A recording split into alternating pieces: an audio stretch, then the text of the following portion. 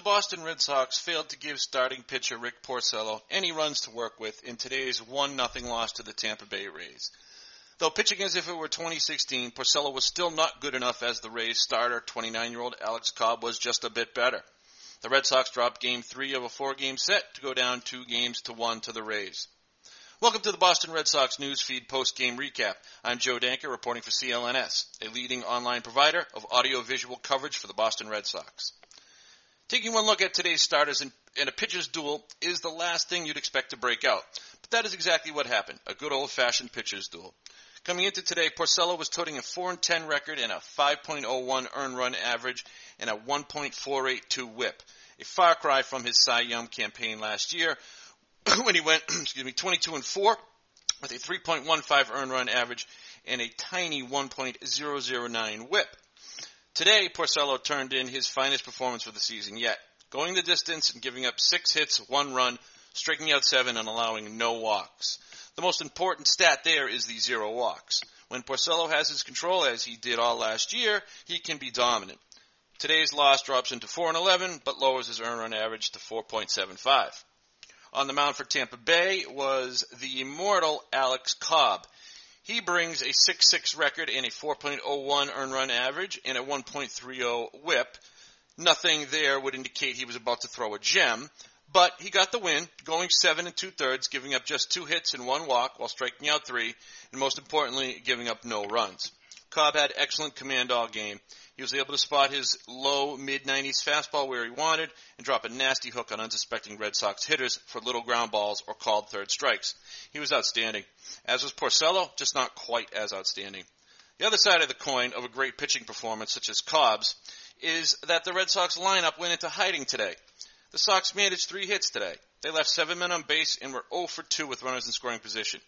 Mookie Betts, Xander Bogaerts, and Mitch Moreland had 1 hit apiece, with only Moreland's going for extra bases on his 9th inning double that set the stage for some late drama. Pedroia led off the top of the 9th with a ground out. Bogaerts followed it up with a walk. Then Moreland's double put men on 2nd and 3rd with 1 out. It looked like the Sox might tie it up and stave off defeat.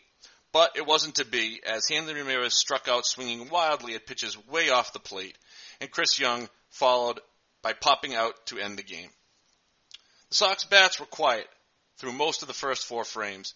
Xander Bogaerts managed an infield single in the first, but the Sox failed to score him. In the second, Alex Cobb set them down 1-2-3. Then in the top of the 3rd inning, Mookie Betts slapped a hard single up the middle, but again, the Sox failed to advance the runner and score.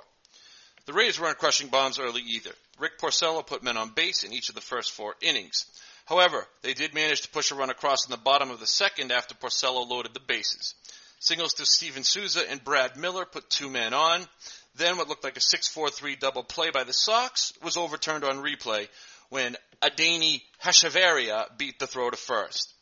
Leaving men on first and third with just 1 out, Porcello then plunked Shane Peterson to load the bases. And catcher Jesus Sucre hit a sac fly to bring home the run. 1-0 Tampa Bay. The 5th inning saw more of the same from the Red Sox hitters, but Tampa was able to make some noise on the base paths. Third baseman Evan Longoria wrapped a 2-out double down the right field line, but was stranded there when Pretty Ricky, who featured an excellent fastball all game, blew one past first baseman Logan Morrison for the 3rd out of the inning. Both pitchers then set them down 1-2-3 in the 6th, and then in the 7th, Moreland reached base on an error by Brad Miller at second base, but the Sox couldn't bring him home, as Ramirez popped out and Andrew Benintendi grounded out to end the threat, or for what passed as a threat in this game. Benintendi made a spectacular leaping catch in center field in the bottom of the 7th that robbed Rays center fielder Malik Smith of extra bases. Porcello got DH Corey Dickerson to ground out to end the inning.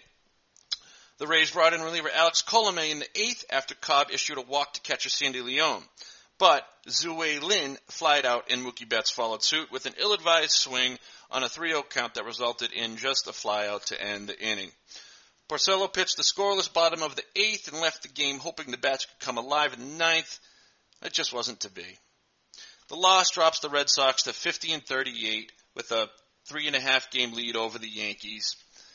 And they play their final game tomorrow against the Rays Sunday at the Trop. The first pitch will be at 1:10 in the afternoon. And this will be their final game of the season, of the half before breaking for the All-Star festivities. This has been Joe Danker for CLNS.